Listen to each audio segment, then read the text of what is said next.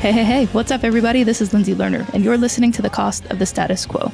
More people than ever are questioning why they do what they do and forging their own path. And on this show, I sit down with these entrepreneurs, trailblazers, creatives, and overall awesome beings to discuss the ideas, the opportunities, and the overall tips and tricks they're using so that the rest of us can do the same. This is The Cost of the Status Quo.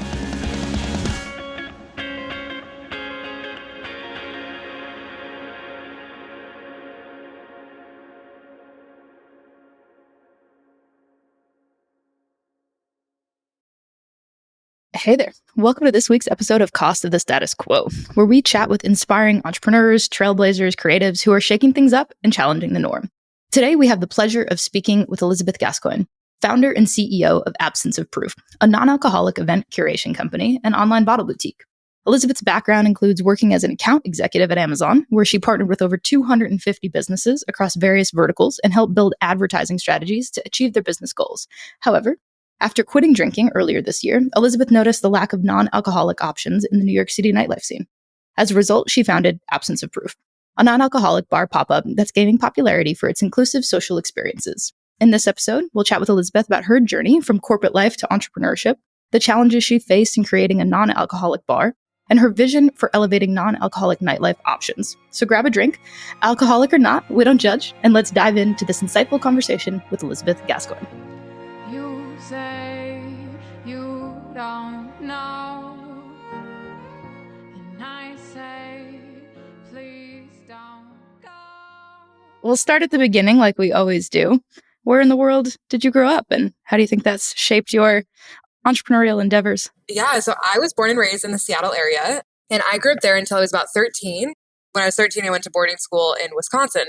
So huge scenery change, very different culture. And I was at boarding school for 2 years, did not go as planned, was not a great experience. So I dropped out of boarding school, went back home to Seattle. And from there, I just stayed in Seattle until I was about, I think I was 20. So I just graduated college and moved to Los Angeles.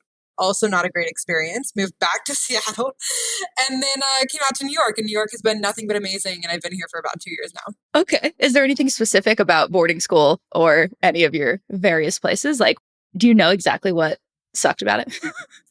Oh, yes. I have done about 10 years of therapy going into what sucked about it. But no, I think when you really get to the root of it, I was too young and I had not dealt with the stuff in my childhood. We all have stuff that comes up in childhood that we need to work through, and I had not yet done that. So then when I was like sent off to boarding school across the country when I was 13, it was just like, okay, figure it out on your own, and like had no coping mechanisms or skills to deal with it. And there was a lot of processing that still needed to be done. So I don't actually think it was boarding school's fault per se. I think it was just a perfect storm of not being ready to grow up and kind of being forced to grow up too young.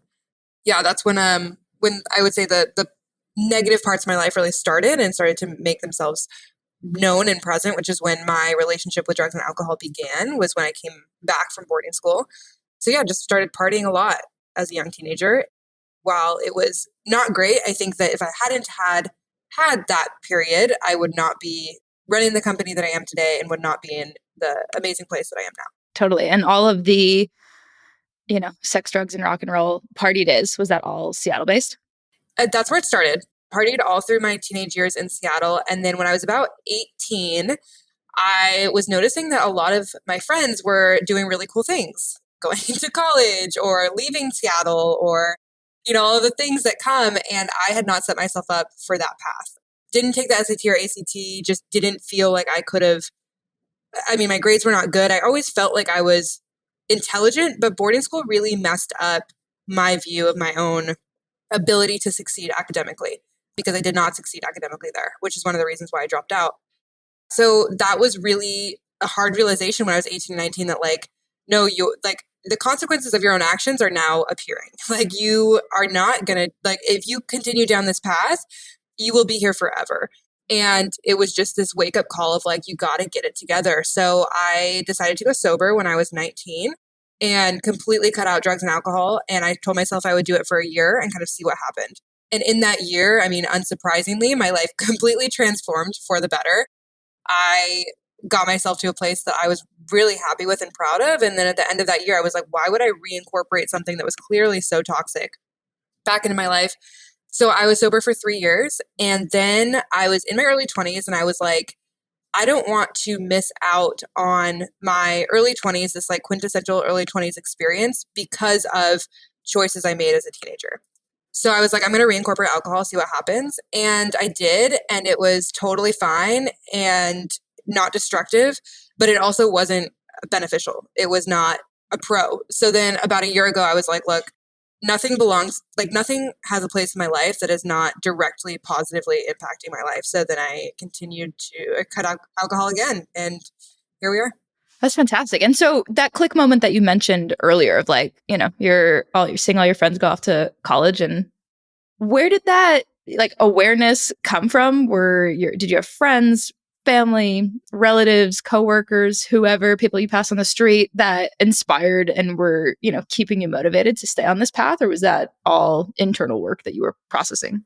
Yeah, I think seeing my friends go to really good schools was really hard for me because I think I had always just felt like it was going to work out. I was like, oh, well, you just go to college. Not like, oh, you have to actually get into college. And like, there are colleges that you can't just like get into. Yeah. And so that was really hard for me. And then I was like, well, I'm going to art school. And I kind of convinced myself that that's what I wanted to be, was an artist. I mean, you should have seen my art. It was awful. I dropped out of art school as well. So yeah, understand. It's a phase. We all go through it. Totally. But I told myself that that's what I wanted because I was like, well, I'm too cool for regular college. Like, I'm going to art school. And so art school, you don't really, I just got in. Like, it was like a pay to play, show up situation. And so that's how I kind of convinced myself. And then when I was at art school, you had to take some like other classes, quote unquote, normal college classes, sociology, etc. And I started to like really fall in love with sociology. And I was like, I love learning about people, social groups, societies and justices, what we do about societies and justices, all of those things. And I was like, I just don't think the art school is the place to study this. And so University of Washington is an amazing school in Seattle. And again, did not have the grades to get into it. But I was like, there are people that take untraditional paths to go to their dream schools. So even if I start at art school, like, how can I get there? So I ended up dropping out of art school and going to community college. And I was like, my goal is to just get my grades to a place where I will be accepted to UW and have enough time go by to where I don't have to take the SAT or ACT because I will fail that miserably. So like, how do we like game the system and like make sure that I can get in? So it ended up working out, and I finished out my college experience at University of Washington, which was an amazing experience for me. And I'm so grateful for that. I don't know if you ever get this question. I get this question a lot. I studied global studies at Bryant University, which is very similar to sociology, anthropology. It's basically a culmination of all the things, and was super tight with a lot of the sociology department. And do you ever get asked like, question mark sociology? Why? How do you apply that? What do you do with that? Yeah, no, it's a great question. I mean, I will say like it was the fastest path I could get to graduate. I was very not into school. I need a degree because I feel like next job is going to care that I have a degree, but I don't really care about this. And while I found it fascinating, it was not something that I was not going to be a sociologist. Like, I knew that. But I knew that sociology was something that you could really apply to everything, because in every single career path you're going to take, you're going to deal with people and you're going to have to talk to people and all of that. So I graduated from college. I followed a boy to LA, and I was like, I'll figure it out. So I applied to literally over 200 jobs. I counted, finally got a call back from Turner Broadcasting, and I got hired as a sales assistant in their advertising section. So like selling TV commercials. I was not actually selling anything. I was the back end assistant, but that was my first sales job. And I think that sociology was perfect for that, because sales, all you do is talk to people all day long, which is awesome. And so, yeah, I didn't love the specific position that I was in, but I could see what the older people at the corporation were doing. And I was like, that looks like something I could do. So then Amazon happened, and I'm from Seattle. So Amazon is like I grew up being like the pinnacle of success is getting a job at Amazon. Like, it's like hailed as this, thing in Seattle. So I talked to some people at Amazon, and luckily still don't know how at that point in my life, but got a job. And then for the last 4 years, I was in sales at Amazon, and that's where I learned everything I could possibly need to know, at least so far, for starting a company. And yeah, and then I quit 3 weeks ago. It's funny because I think big corporations have a bad rep sometimes, which totally makes sense.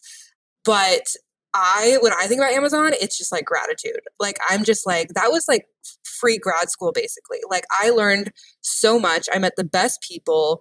I got to be responsible for things that, like, it's crazy the amount of money that I was responsible for there. And it's just cool. It's just like, I did that.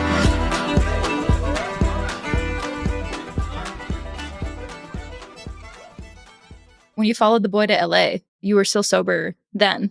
Yeah, I was completely sober. So he was actually, I mean, shout out, he was a huge part of my ability to be sober because he was really supportive. And I think that at that time in my life, there were not a lot of people who, not people who were like blatantly disrespectful or not supportive, but there was not a ton of like people around me that were making similar choices. Whereas now, I mean, a ton of people are alcohol free, a ton of people are on the sober curious spectrum. Like, it's very normal now. But at 19, 20, it was not. And he was a big reason why I continued to be sober through that time period. Yeah, I mean, it's definitely obviously important to have that support system. I don't drink either, and it's always, well, but why? Yes, exactly. Which I think hopefully is changing.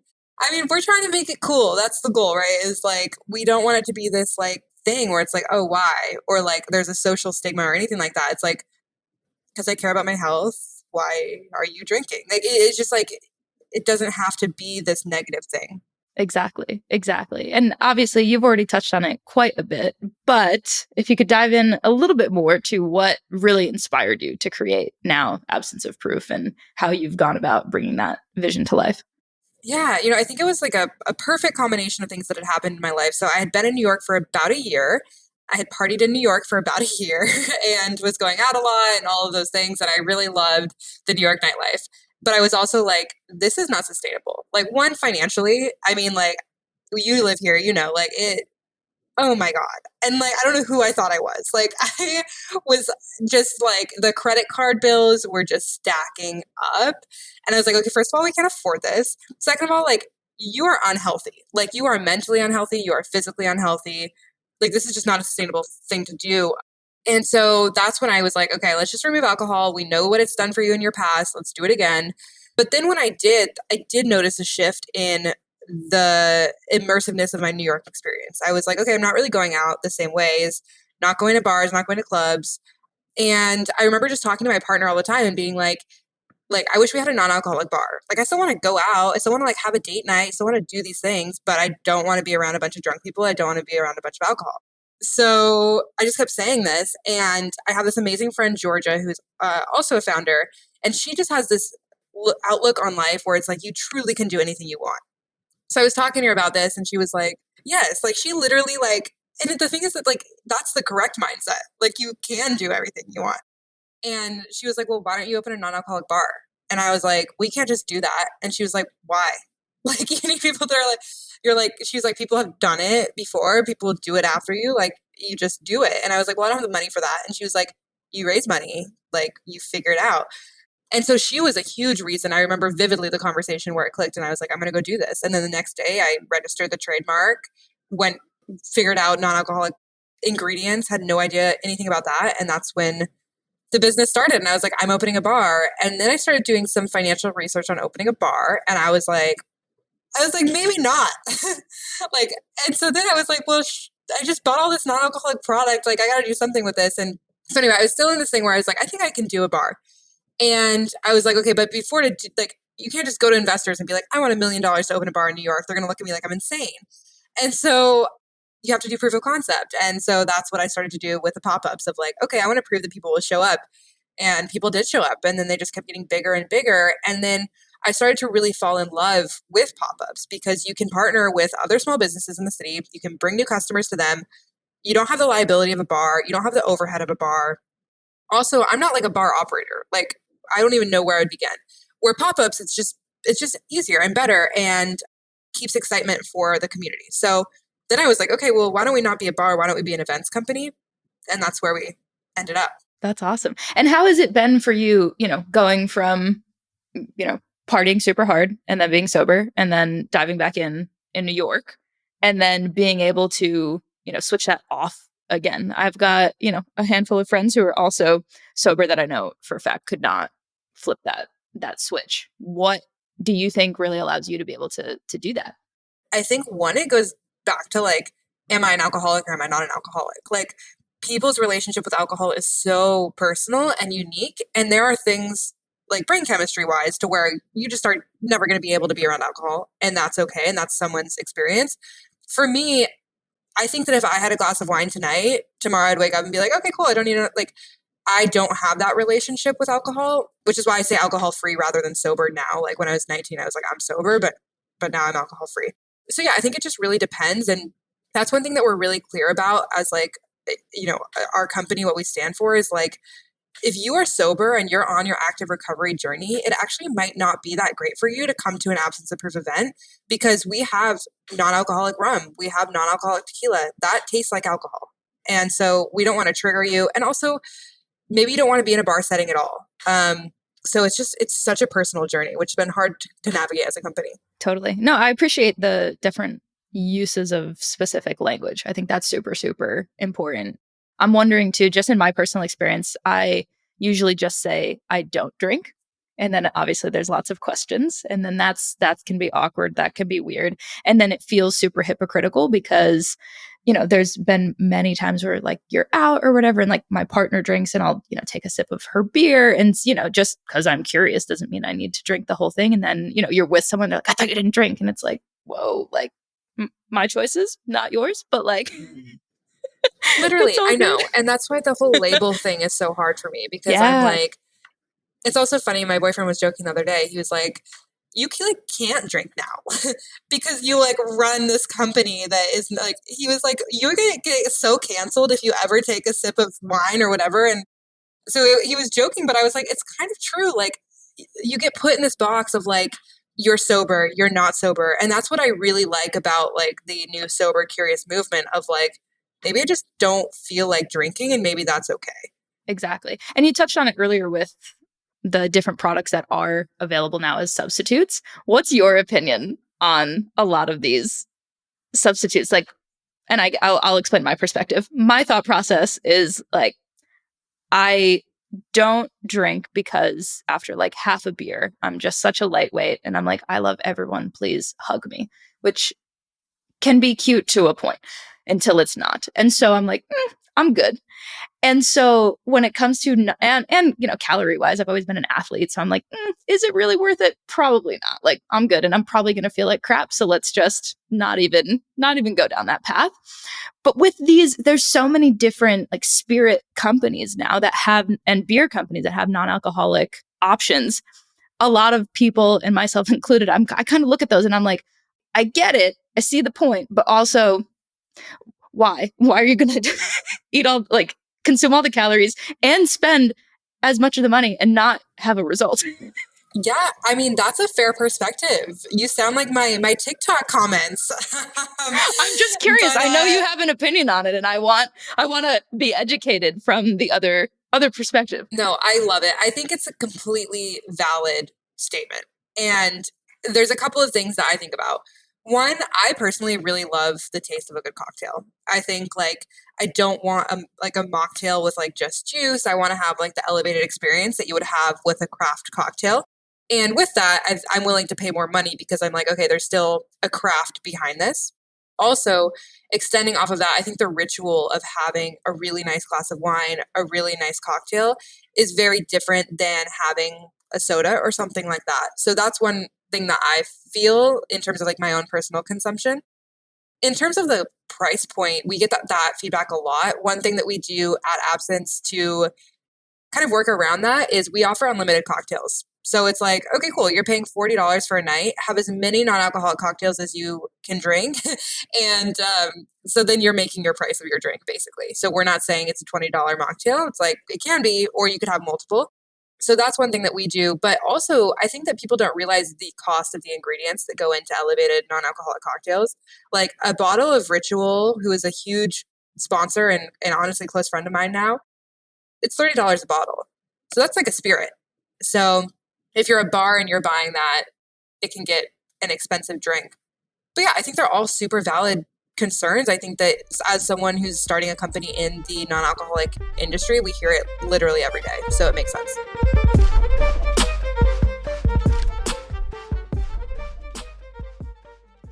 What's been the biggest challenge that you faced in running this non-alcoholic event curation company and how you've overcome it? Yeah, finances. Finances, hands down, the hardest part. I think any business takes a lot of capital. I think an events business takes a stupid amount of capital because it's the details. It's the $200 spent on ice a night. It's just crazy. And it's like, yeah, you can sell a $40 ticket, but the venues in New York, like venues are like $2,500 a night. So like, and that's like a cheap venue. So I think that people don't fully understand the financial calculation, which then it just creates a tough thing to navigate as the person running the business. So that's been the hardest part for me. Luckily, as we've grown, we've secured larger and larger sponsorships, that's what was able to get me to quit my job. Like I'm making money off the events, but I'm not paying my rent with the money off the events. So that's like a behind the scenes that a lot of people don't understand about events, is that the money comes from the sponsorships. Right. Could you touch on a little bit deeper around the production side of things? This is something that I'm super, super passionate about and get deeply enraged about, is like, there is no comprehension of what goes into, to your point, the small details of every single event and why it's such a good experience, and the hours and hours and hours of brain power that go into it. Oh my gosh. And the stress. I mean, the day of the event, realizing you don't have something. And yeah. So in terms of the process, I can kind of walk you through the whole thing for anyone that's listening that wants to throw their own non-alcoholic parties. So it starts with the venue. That's always the most important part, particularly for a company like mine. We're a pop-up. We don't own our own venue. So it's talking to the business owners, trying to position the value that we can bring them, and understanding the value that they can bring us, and coming to a fair contract. So whether that means, hey, we're a new coffee shop, we want to bring people to our coffee shop, we'll give you a discount on the venue. All of those things are conversations that are important to have. Once we settle on the cost of the venue, we figure out how many tickets we think we can sell, and we also figure out what type of entertainment is going to be at the event. You can't, which I learned the hard way, you can't just throw people in a room with no alcohol and be like, have fun. You have to curate an experience. Like people, where they're like, why would I pay for this? You need good cocktails. You need fun garnishes. You need games. You need all of this. So thinking about the activity, the run of show, what are people going to do once they get there? And then you just got to market the heck out of it. That's the hardest part, is getting people to show up. And I don't think that people realize how hard that is. I mean, I have spent so many nights the night before an event texting everyone I know, be like, please come. Please do not leave me. And like, you don't see that on social media. You see like, oh my God, there's 40,000 people. And it's like, yeah, but sometimes there's 5. I appreciate the honesty. We're all about transparency. Like this is not, right. I don't know. I think there's a lot of posturing that happens on the internet. And I think it's important that people know that if you're going to start a business, do it for sure. Go for it. But just know that like if you have bad days, every single business also has bad days. You just quit the quote unquote real job, the full-time gig, the source of income, the stability. What was that process like? What was that leap of faith like for you? Yeah. So I was doing both for about 7 months, 7 months. And again, it started once a month pop-ups. Once a month pop-up is a very feasible thing to do. You have time, you can do it in your after hours, whatever. But that was only for like the first 2 months. And then October was the first month that I did a residency, meaning we were open every Friday.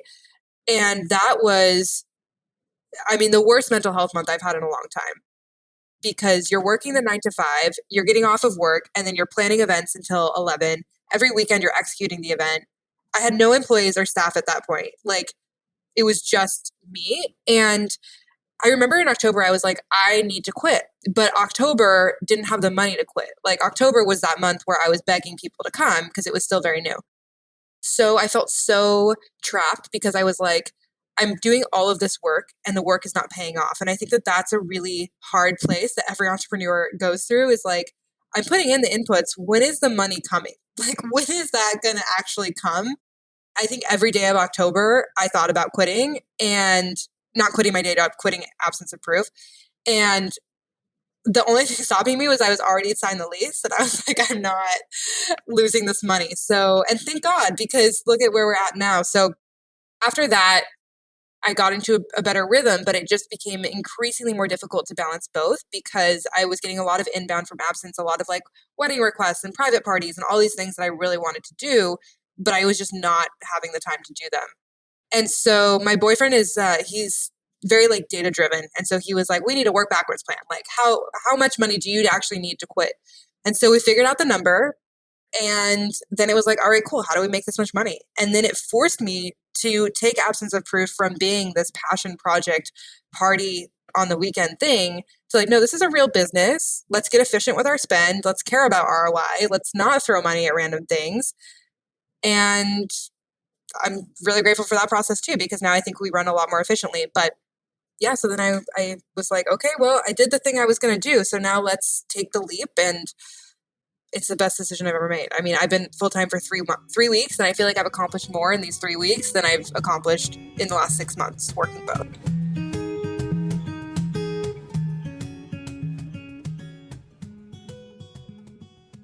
What's been the most rewarding experience you've had since launching Absence of Proof?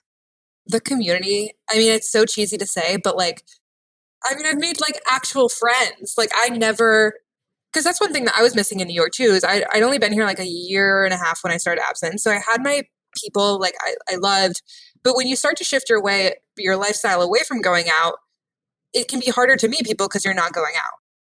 The hard part for me is like, as I am expanding to other cities, I'm going to be traveling a lot and I won't actually be at the events. So missing that community is going to be tough for me. But yeah, that's by far the best part of this.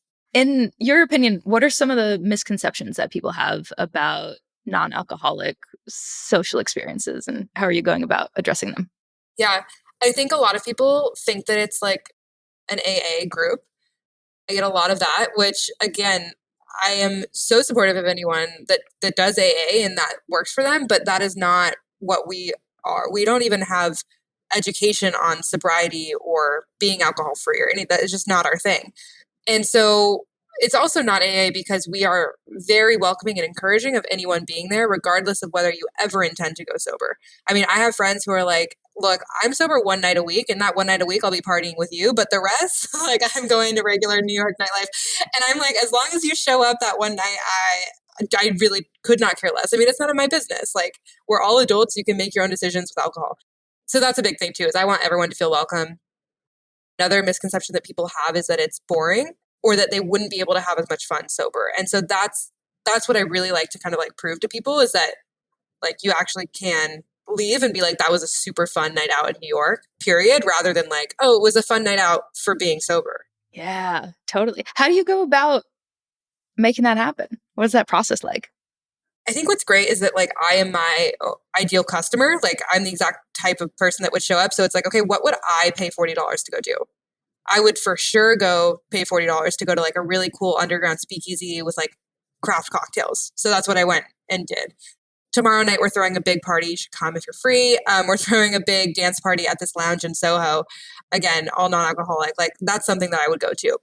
We're doing a karaoke night. Again, something I would go to. So I just think about like, what do I want to do on a Friday night? And then I plan a party around that. That's awesome. Is there anything that you do that gets people to be present and to open up? Because I think that, at least in my experience, is a big reason why a lot of folks drink in social situations, is to calm the nerves, calm the anxieties. And they're like, yeah, like I just feel better after a glass of wine or a beer. Like I'm better. When the reality is like, no, you are better. You don't need to you don't need to amplify it or turn it down in any way. Yeah, I think it depends on the type of event. You know, I started at Covert Coffee and they're absolutely amazing. And we really leaned into like the game night thing. We loved having games for people because it's really easy to talk to somebody you don't know and be like, oh, do you want to like play a game? Like it's way chiller than like, let's have a conversation that I don't know how to start. Which like I'm definitely in that boat. Sometimes I'm just like, I don't know how to approach this person. I think for the speakeasy, it was different because it was such a small space that conversation was inherently supported because you're in such close proximity to people. Like you were literally like on top of each other. So it's like, well, I guess we could all talk. And then, I mean, tomorrow's going to be an adventure. This is our first time we've ever done like a real dance party with a DJ and like loud music. So I hope that it's just like a good vibe all around, but we'll see. It's all a learning experience. I mean, if you've got one person who just like really leads in, then everyone Yes, else, it'll be like dominoes for sure. totally. Yeah. It's like you just need that one person who's like, you know what? We're just going to rage and it's going to be great. Just totally uninhibited. I love that. That's very cool. And moving forward, what's the long term? What's the big vision for everything with Absence of Proof, and how are you expanding? I know you mentioned multiple cities. Mm-hmm. Yeah. What's the scheme? Where are we going? Oh my gosh. I mean, yeah, I just want to bring what we've brought to New York to as many people as possible. I think that's our mission, right? It's like, how do we make non-alcoholic nightlife normal, fun, and everywhere? So that's what I'm focused on in 2023 is like, okay, cool. Like we're coming to your city and we're going to do what we did and we're going to provide really fun nightlife options. So yeah, expansion is number one goal this year.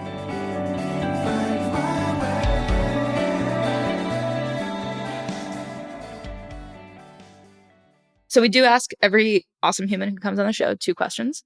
And that is, what is the worst piece of advice they've ever gotten? And of course, what's the best piece of advice you've ever gotten? Yeah, I think there's this like cliche saying where it's like, keep your friends close and your enemies closer. I could not disagree more. I think it's so important to surround yourself with people that like genuinely want the best for you. And I'm very, very quick with the block button. I probably too quick. I don't want to surround myself with energy that's not supportive. I think you only have so much energy, like you only have so much energy, and any sort of negativity can impact that. So I think just like, not that bad people are bad people, but like set boundaries. I think that's like, you gotta set boundaries. I don't agree with like keeping people that don't treat you well close to you. And then I think the best piece of advice, again, it's very cliche, but like follow your dreams. Like it's like you hear that every single day. And I think that there are so many people that don't. I mean, I was one of them too. I was like, okay, that's literally the most cliche thing I've ever heard. No one actually does that. And like now that I'm actually doing it, I'm like, this is the way to go, everyone. Like you really should do this. So yeah, I think for anyone that's listening who has like a dream or a passion, I think that you don't have to be there right now. You don't have to quit your job today, but know that like if you want to do that, you absolutely can and should. Totally. Yeah. I mean, imagine a world in which everyone was doing something that they were pants on fire excited about. Crazy. I mean, I love being around people like that are doing, even if it's like the most obscure thing ever. Like if you are just so passionate about it, like I want to be around you. Starting a business has introduced me. I mean, we met through this, is like, introducing you to people who have that fire about what they're doing. Yeah, that's definitely, I think, the most inspirational part of all of this is being able to have these conversations. And then it's, to your point, it's you become like the people that you surround yourself with. And so whether it's positive energy, negative energy, wherever they're at, this is where you're going to be. And so like, how are you able to curate that and pick and choose and navigate that space and hold those boundaries, I think is crucial, because, if you surround yourself with a bunch of other folks like yourself, then you're on a good path. Yeah, absolutely. Absolutely. I think it can be kind of back to what we talked about earlier of like, how your social circle might change when you stop drinking. I think that can be a hard adjustment for people. It could feel very lonely, but like if you stick with it and like continue to act in a way that is authentic to you, you will attract the people that also act in ways that are authentic to them. And the new peer group that you form will be so fulfilling and amazing. And I think that that's where I'm at now, which I'm really grateful for. That's something that I've been hearing over and over again from a lot of listeners is, yeah, I have a dream, but also I have a spouse and I have a house and I have kids and I have all of these things. And like, what the hell am I supposed to do? And what will my family think? What will my friends think? All of these, different things to combat following whatever it is that you're passionate about, or, the thing that you're dreaming about. What are ways that you've been able to navigate that fear that we talked about earlier, that like gut sinking feeling, and then pushing through it anyway? One thing I want to also say is that like I come from the most privilege. It's not really fair for me to sit here and like be like, all you have to do is quit your corporate job and send it. And, because like I just, my reality has been that I've worked at a high paying job for 4 years. I don't have kids. I don't have a mortgage. I don't have any of these things that are very valid, very real blockers. I think what I can speak on is, like you said, I still have the fear for sure. And I think with that is like, this is like a therapy concept of like, your feelings can't actually hurt you. Like your feelings are just your reality, right? So like, no matter how horrible you feel, how anxious you feel, how fearful you feel, like you're the only person experiencing that. So like, that's not actually reality in like the 3D world. So I could have so much fear around starting a company, like so much, enough to make me not want to do it. But I also have the option to act in the 3D world in a way that will still make that business happen while the fear is present. So like taking the physical steps while the mental blockers are there, I think is the only thing you can do. But then I also think that like, the physical blockers are very, very real. And I think the reality is starting a business for some people is much, much harder than starting a business for other people, but it doesn't mean that you can't do it. And I would say like find people who are in similar positions, find people who have quit their jobs with kids and ask and just be like, can you help? Like, how do I do this? Totally. Oh, I'm glad I asked. Well, on that mic drop moment, thank you for sharing everything with us today. And we'll make sure to link everything in the show notes so you can track down one of Elizabeth's parties in New York if you're in New York, or soon to be in Seattle. And I'm sure soon to be not only national, but international. So we will be here. Love it. Amazing. I'm ready. Let's do it. Well, thank you for this amazing conversation. Yeah, this is so much fun. Thank you for having me. So roll another one, your boy ain't done. Light another, only know the lyrical Uzi and get you some. Thank you for listening to The Cost of the Status Quo and learning the wisdom, stories, and ideas that will have you feeling inspired and ready to take on the world. If you've enjoyed this, please remember to share, rate, and review. It means the world to me and the team putting it all together. If you're looking for more information, you can find us at costofthestatusquo.com or on Instagram at costofthestatusquo. If you've got any questions or curiosity about me, you can find me at lindseylerner.com. That's LINDSEYLERNER.com or on Instagram at Lindsey Lerner. Thanks again for listening. Hope you have an awesome day.